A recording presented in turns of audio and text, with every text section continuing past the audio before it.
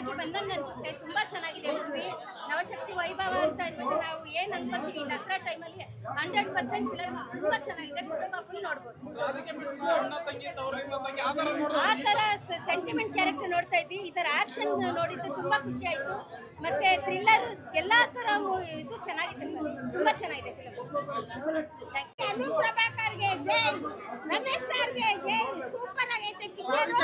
ನವಶಕ್ತಿ ವೈಭವನೇ ಅವ್ರ ಮೇಲಿದೆ, ಚೆನ್ನಾಗಿದೆ. ನವಶಕ್ತಿ ವೈಭವನೇ ಅವ್ರ ಮೇಲಿದೆ, ಸೂಪರ್ ಆಗಿದೆ. ಫ್ಯಾಮಿಲಿ ಸಮೇತ ನೋಡೋಂಗೆ ಪಿಕ್ಚರ್ ಚೆನ್ನಾಗಿದೆ. ದೈವ ಶಕ್ತಿ ಅಡಗೈತೆ ಅವ್ರ ಹತ್ರ. ಕನ್ನಡ ಚಿತ್ರರಂಗದಲ್ಲಿ ಇಂಥ ಒಳ್ಳೆ ಪಿಕ್ಚರ್ ಬರುತ್ತೆ ಅಂತ ನಾವು ತುಂಬಾ ವೇಟ್ ಮಾಡ್ತಾ ಇದ್ದೀವಿ. ತುಂಬಾ ವರ್ಷಗಳಾಯ್ತು. ಯಾಕಂದ್ರೆ ಬರೀ ಹೀರೋನೇ ಒಂದು ಪಿಕ್ಚರ್ ಮಾಡಿ ಗೆಲ್ಸೋದು ಅಂತ ಇತ್ತು, ಒಂದು ಕಾನ್ಸೆಪ್ಟ್ ತುಂಬಾ ವರ್ಷದಿಂದ ಕನ್ನಡ ಚಿತ್ರರಂಗದಲ್ಲಿ ಇತ್ತು. ಒಬ್ಬ ಹೀರೋ ಮಾತ್ರ ಒಂದು ಪಿಕ್ಚರ್ ಗೆಲ್ಸಕ್ ಸಾಧ್ಯ, ಯಾರು ಹೀರೋಯಿನ್ಗಳು ಯಾರು ಪಿಕ್ಚರ್ ಬರೀ ಗೆಲ್ಸಕ್ ಸಾಧ್ಯ ಇಲ್ಲ ಅಂತ ಒಂದು ಕಾನ್ಸೆಪ್ಟ್ ಇತ್ತು ಕನ್ನಡ ಚಿತ್ರರಂಗದಲ್ಲಿ.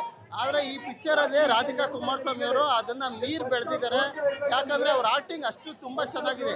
ಮೊದಲನೇ ಸೀನಿಂದ ಕೊನೆಯ ಸೀನ್ವರೆಗೂ ನಾವು ತುಂಬಾ ನೋಡಿದೀವಿ. ಅಲ್ಟಿಮೇಟ್ ಆಗಿದೆ ಪಿಕ್ಚರ್. ಅದರಲ್ಲಿ ಏನು ಮನುಷ್ಯ ತಮ್ಮ ಸ್ವಾರ್ಥಕ್ಕೋಸ್ಕರ ಅಂದರೆ ಮೋಹ ಜಾಸ್ತಿ ಆದಂಗೂ ಅವ್ನು ಮಾಡೋ ಅಂಥ ಕೆಲಸ ಕೊಲೆಗಳು ಜಾಸ್ತಿ ಆಗುತ್ತೆ. ಚೆನ್ನಾಗಿದೆ ಮೂವಿ. ನನಗಂತೂ ಸಖತ್ ಖುಷಿ ಆಗ್ತಾ ಇದೆ ಈ ಮೂವಿ ನೋಡೋಕ್ಕೆ. ಎಲ್ಲರೂ ಥಿಯೇಟ್ರಿಗೆ ಬಂದು ನೋಡಿ. Family entertainment. ಎಲ್ಲರ ಆ್ಯಕ್ಟಿಂಗು ಸಖತ್ತಾಗಿದೆ. ನನಗೆ ಸಖತ್ ಇಷ್ಟ ಆಯಿತು.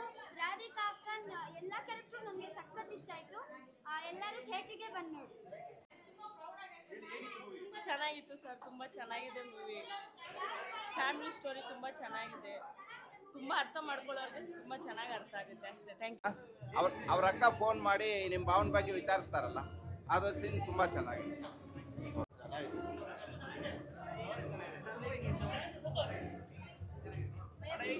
ತುಂಬ ಚೆನ್ನಾಗಿದೆ, ನೋಡ್ಬೋದು. ಆ ಡೈಲಾಗು, ಆ ಮಾತಿನ ಇದಿದೆಯಲ್ಲ, ಅದೆಲ್ಲ ಚೆನ್ನಾಗಿದೆ.